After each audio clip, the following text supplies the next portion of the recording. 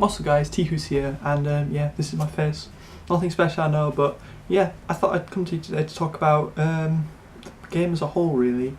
I know I call my channel Tihus Talks, but I haven't been really doing a lot of discussion outside of actual cards. So I thought I'd change that and I'd come to you and talk to like issues in the game itself. And the one I chose to do today is card pricing. Card pricing is an issue that has been going on for years, probably as long as the game's going on. Yeah, what happens is there are cards that are good and they're expensive, and there are cards that are bad and they are not. Basic summing up. But a lot of the time people think this is exclusively Konami's fault, and really it's not. As you can tell by, cheap secrets, like Totem Bird was never very expensive. It was like maybe $2-3 for a secret, which, if it was entirely Konami's fault, all secrets would be expensive, all commons would be cheap, but that's just not happening. Especially with old cards like Batteryman, Steel Cell and Microcell have recently gone up. And that basically is just due to play demand, that's it. Konami printing does have an effect, obviously. I mean, I'm not saying that it's not Konami's fault at all, don't get me wrong. I mean, they print cards at higher rarities, and so they are harder to get, and so therefore people need to buy more packs, like vendors need to buy more packs, so they charge more because they've had to spend more. And yeah, that's how Yu-Gi-Oh vending economics works, people. But yeah, it's not really entirely Konami's fault, as I say. They print the cards to sell the sets, and people are like, well, why do they do that? They're trying to make money off us. And it's like, Konami is a business. Konami's main purpose is to make money. Play satisfaction does play a big role. They don't do things just to spite you, no matter what you might think. You might think, well, they never pick on my deck because they don't like it, because they're trolling army. And I'm like, it's how the way it goes, really. And yeah, so yeah, card pricing mainly, well, I would say it's due to the vendors, because vendors set the prices, but it's not. The main problem with card pricing comes from the players.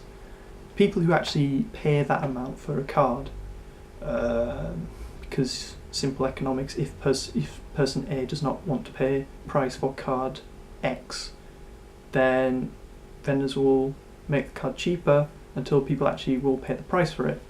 Because there's no point like me going, oh look, I got a Castell, I'm going to put it on eBay for £20, because no one's going to buy that because it's way too expensive. So yeah, player demand is the major issue here.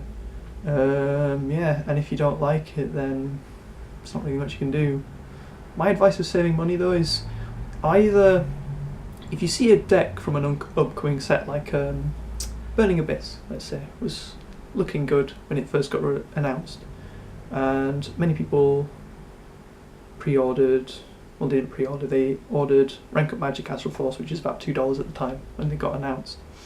So they ordered them. People are like, why are you doing that? It's a really bad card, it's never going to go up in value. And today it's averaging about $10 on eBay. I mean, TCG players, so yeah, they made a lot of profit off that. And so that leads me to say, if you are seeing a deck that's going to be good, buy the cards from the other sets that you need before everyone else does, basically. That's one way to save money. Another way is be patient. A lot of the time cards will get reprinted. Exciton Knight is an example. Exciton Knight's getting reprinted, and already before the set's even released with the reprinting, the first print has gone down in like $10 in one day. It's just dropped. I mean, it used to average like $100 at a time, and now it's $75, I think, last time I checked. So it's a huge drop just by announcing a reprint, and then there's a reprinted version which will obviously be cheaper because it's easy to get. So yeah, just be patient. Gear Gigant's another example. It's like, it was like $50 one time, and now it's like, if you want to get a super, it's like $1.99. It's just dropped. I mean, obviously, if you want to play the deck that you want to play at the time you want to play it, then you're gonna have to pay the prices or find alternatives. So like, say you want to run something like Armides at the moment is very expensive because of the Yang Zings and the Shadows. It's really good against them. And so obviously people have started ordering because it's a secret, it's gone up massively.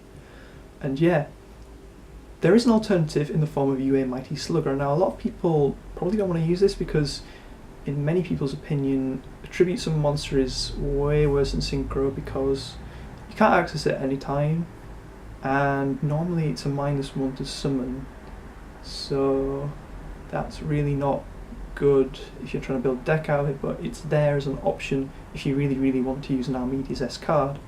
So yeah, you just got to be creative, you got to strike while the iron is hot, and you got to be patient, and that's how you save money really. And you know, don't pay ridiculous prices for your cards. So yeah, hope you enjoy this guys, and if you did, please like, favourite, comment and subscribe. See you later.